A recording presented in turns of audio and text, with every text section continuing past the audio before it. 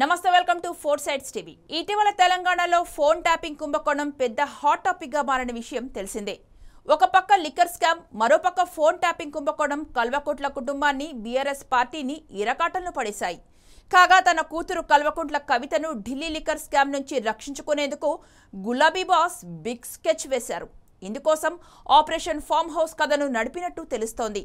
ఇందులో బీజేపీ కీలక నేత బిఎల్ సంతోష్ ను అరెస్టు చేసి బిడ్డను లిక్కర్ స్కామ్ కేసు నుంచి తప్పించాలని ప్లాన్ చేసినట్టు ఫోన్ ట్యాపింగ్ కేసులో అరెస్ట్ అయిన రాధాకిషన్ రావు కన్ఫెషన్ స్టేట్మెంట్ ఆధారంగా వెల్లడవుతోంది.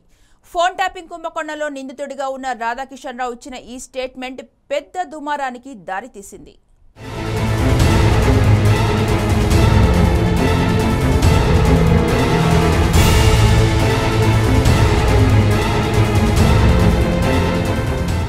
కొందరు ఎమ్మెల్యేలు బీజేపీలోకి వెళ్తున్నట్టు కేసీఆర్కు సమాచారం అందిందని, ఆ వివరాలను ఎస్ఐబీ చీఫ్ ప్రభాకర్ రావుకు చెప్పారని రాధాకిషన్ రావు తన నేరాంగీకార పత్రంలో పేర్కొన్నారు.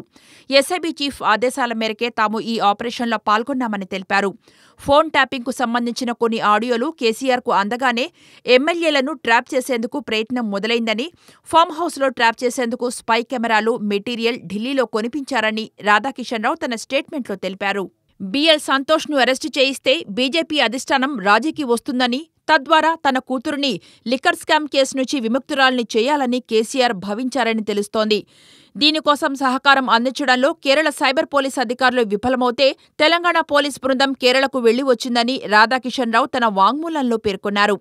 తర్వాత ఇందుకోసం ఆపరేషన్ ఫామ్ హౌస్ కథ నడిపారని తెలుస్తోంది. 2022 అక్టోబర్ 26న కొల్లాపూర్, అచ్చంపేట, తాండూరు, పినపాక ఎమ్మెల్యేలు హర్షవర్ధన్ రెడ్డి, గువ్వల బాలరాజు, పైలట్ రోహిత్ రెడ్డి, రేగా కాంతారావుతో డీల్ సెట్ చేసుకునేందుకు రామచంద్ర భారతి, సింహయాజీ, నందకుమార్ వచ్చారని రాధాకిషన్ రావు తన నేరాంగీకార పత్రంలో తెలిపారు. ఈ వ్యవహారం మొత్తం ట్రాప్ చేసేందుకు ఢిల్లీలో ఖరీదైన కెమెరాలు, మెటీరియల్ కొనిపించారని రాధాకిషన్ రావు తెలిపారు.